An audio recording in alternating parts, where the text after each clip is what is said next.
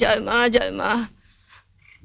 মিনু, হ্যাঁ মিনু, জয় বাবা, জয় বাবা, জয় ব্রহ্মা মহেশ্বর,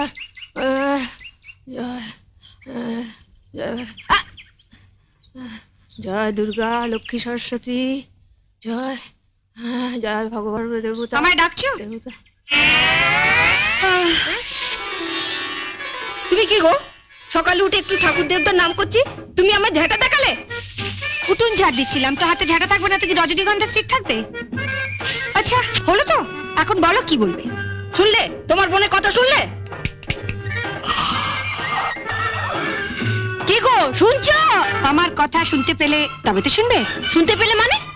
মানে 10 বছর আগে যখন তুমি এ বাড়ির বউ হয়ে আসনি, তখন দাদা আমাদের সবার কথা স্পষ্ট ভাবে শুনতে পেত। তারপরে এই 10 বছর ধরে তুমি দাদার কানে ऐसा মন্ত্র ঢেলেছো যে তোমার সব মন্ত্রগুলো জমাট বেঁধে গিয়ে দাদার কান দুটো জাম হয়ে গেছে। তুমি একটু উঁচু স্বরে কথা বলো তো, তাই তোমার কথাগুলো ফাঁক ফোকর দিয়ে দাদার কানে পৌঁছে যায়, কিন্তু আমাদের নো এন্ট্রি। তুমি হাসছো? ওর কথা শুনলে গা পিত্তে জ্বলে যায়। কি শুনতে বলছি? তুমিও দাদার মতো দুটো কানে নো এন্ট্রি বোর্ড ঝুলিয়ে নিলেই পারো না। এখন তাড়াতাড়ি বলো কেন ডেকেছো? ওদিকে আমার অনেক কাজ পড়ে আছে।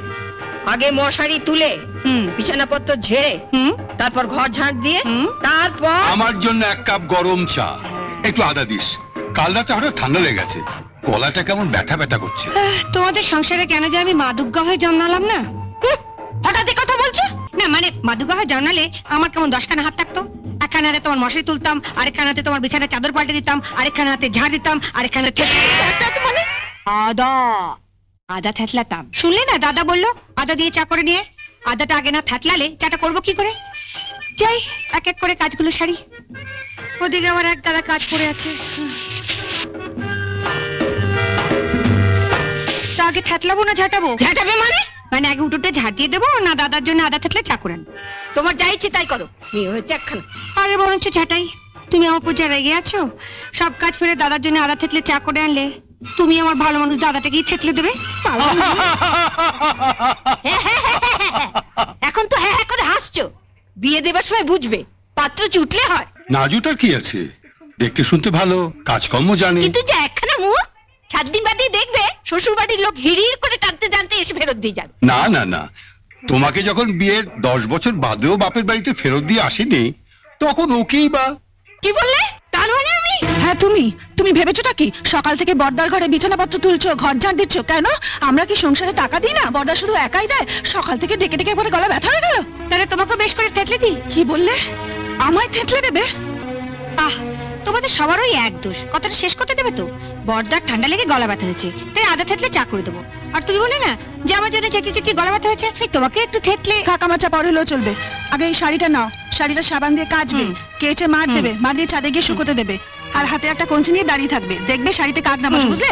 তারপর শাড়িটা শুকোলে ইস্ত্রি করবে, ইস্ত্রি করে আমার হাতে এনে দেবে। আমি এই শাড়িটা পরে সন্ধ্যেবেলা দাদার আশীর্বাদে যাবো। দাঁড়াও, তুমি তো গড়গড় করে বলে গেলে, আমি ঠিক বুঝতে পারছি কিনা দেখি। শাড়িটা নিলুম, এটাকে সাবান দিয়ে কাচলুম, তারপর ছাদে গিয়ে শুকোতে দিলুম, তারপর একটা কঞ্চি নিয়ে রোদের মধ্যে দাঁড়িয়ে রইলুম যাতে কাকে না করে, তারপর এটা সন্ধ্যাবেলা ইস্ত্রি করে তোমায় দিলুম। ঠিক আছে, বুঝতে পেরেছি। না ঠিক নেই। ঠিক নেই? কাঁচাবার মারটাকে দেবে? মারের কথা তো তুমি ভুলে গেলে। কি যে বলে বৌদি, মারের কথা আমি বলে যাব? মারটা কখন কিভাবে দিতে হয় সেটা আমার ঠিক মনে আছে। আমি ঠিক সময় মতো দিয়ে দেবো, আর এমন মোলায়েম ভাবে দেবো না বৌদি, তুমি টেরও পাবে না। কি বললে? আবার শুনছো? আমার চাটা কখন দিবে? এই মরেছি। আগে চাটা দেবো না মাটা দেবো সেটা বৌদির সঙ্গে কথা বলে জানিয়ে দিও, সেই মতো দেবো। ওসব শাড়ি ফাড়ি এখন ফেলে রাখো তো দেখি।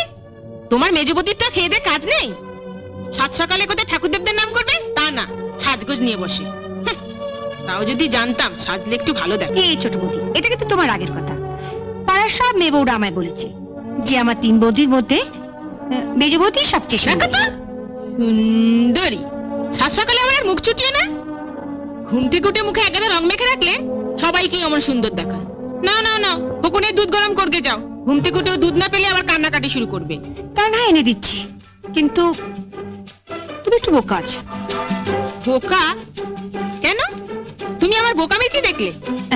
বোকামি মানে এই দেখো, সকালবেলা ঘুম থেকে উঠে তুমিও কোনো কাজ করো না, মেজ বৌদিও কোনো কাজ করে না, অথচ মেজো বৌদি সময়টা কেমন কাজে লাগিয়ে দেয়। কাজ কাজ মানে তো মুখে রং ভাষা। ওখানেই তো তুমি ভুল করো ছোট বৌদি। মেজো বৌদি সকালবেলা ঘুম থেকে উঠে থোড়াই মুখে রং লাগায়, মাখে অন্য জিনিস। অন্য জিনিস? তবে আর বলছি কি, তুমি আবার কাউকে বলবে না বলো।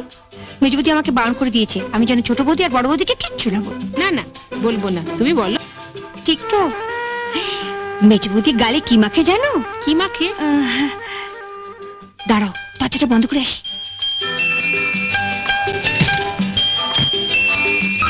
রোজ ঘুম থেকে উঠে মেজো বৌদি ঘরের দরজা বন্ধ করে কেন বসে থাকে জানো? কেন? এই আমি রোজ সকালবেলা মেজো বৌদিকে 100 গ্রাম মুসুরির ডালের সঙ্গে 2 আঁটি ধনেপাতা বেটে দিই, আর সেটা না মেজো বৌদি বেশ ভালো করে গালে মাখে, তারপর ফুসফুটে ফ্যান চালিয়ে ঘন্টা দেড়েক ধরে শুকোয়। আর সেই সময় মেজো বৌদি ঘাড় পর্যন্ত হেলায় না, আরে কথা পর্যন্ত বলে না, পাছে গালের চামড়া টান পড়ে যায়। ধনে পাতার মুসুর ডাল? হ্যাঁ গো, মেজো বৌদি যখন এ বাড়িতে প্রথম বউ হয়ে এসেছিল কি খসখসাই না ছিল গাল দুখানা। তারপরে বছর দেড়েক ধরে মুসুরির ডাল আর ধনেপাতার কল্যাণে গাল দুখানা কি ফর্সা আর তেলতেলে হয়েছে।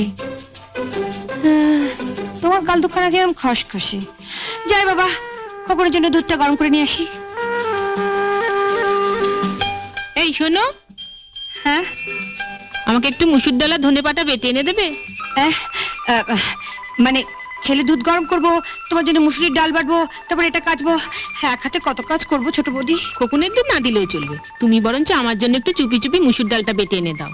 ঠিক আছে, তা না হয় দেবো, কিন্তু ছেলে কাঁদলে তুমি সামলাবে। ঝুড়ি থেকে সব নামাচ্ছ কেন? কি খুঁজছো? কাল 3 আঁটি ধনে পাতা রেখেছিলাম পাতলা করে মুসুর ডাল রেঁধে খাবো বলে, হ্যাঁ, 1 আঁটিও খাচ্ছি না। গেল কোথায় সব?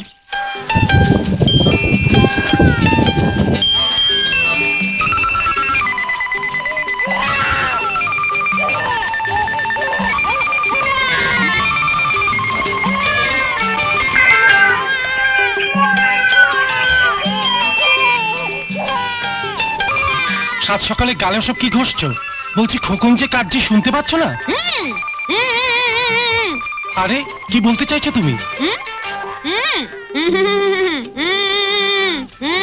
কি সর্বনাশ, কথা বলতে পারছো না? কাল রাতে তো বেশ কথা বলতে পারছিলে। কি হলো আবার? বস বস দেখি। কোথায় অসুবিধা হচ্ছে? ডাক্তার ডাকবো? আরে কি অসুবিধা হচ্ছে বলবি কি? সব বলবে করে কি হয়েছে আমার যে ডাক্তার ডাকবে? যাও, বাচ্চাটা কাঁদছে, তাকে কি থামাও। তখন থেকে ইশারা করলাম, সেই আমাকে কথা বলিয়ে দিলে। কবে যে তোমার মাথায় বুদ্ধি হবে? আমাকে আবার নতুন করে শুরু করতে হবে। কি শুরু করবে? দেখছো না কি করছে? দেখছি তো সেই তখন থেকে। কি মাখছো সব গালে? আসতে বলো, তোমার মেজো বৌদি শুনে ফেললেই কি জানবে? ওর গালের রং ফর্সা আর তেল তেলে হওয়ার গোপন রহস্যটা আমি জেনে ফেলেছি। গোপন রহস্যটা তোমায় কে শিখিয়েছে শুনি? মিনু। আমি তখনই আজ করেছি, এটা তারই কম্য। তুমি যেন আবার মেজো বৌদিকে কিছু বলতে যেও না। লক্ষ্মীটি, ছেলেটাকে একটু সামলাও, আমি একটু গালে ভালো করে ঘষে নিই। মিনু, এই মিনু। মিনুকে আবার ডাকছো কেন? হ্যাঁ, ও ও, আয় আয় আয়। এই মিনু শোন, তুই ওকে বলেছিস ধনে পাতা আর মুসুর ডাল বাটা গালে মাখলে গালের রং ফর্সা হয়? তোর বৌদির জন্য তো জীবনে অনেক কিছুই করলাম, এবার দেখছি গামবুট পরে বনে বাজারে যেতে হবে। চল চল, তোকে দুধ খাই আনি। কেন বনে বাজারে যেতে হবে কেন? তোমার গালের যা রং ওটা ফর্সা করা ধনে পাতার কাজ নয়, এর জন্য বিচুটি পাতা লাগবে।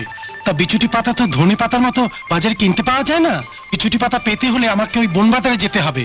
কাল থেকে ওই ধনে পাতার বদলে গালে বিচুটি পাতা ঘষো, তাহলে যদি কেলটে রংটা খুলে গিয়ে একটু ফর্সা রং বেরোয়। কি কি বললি?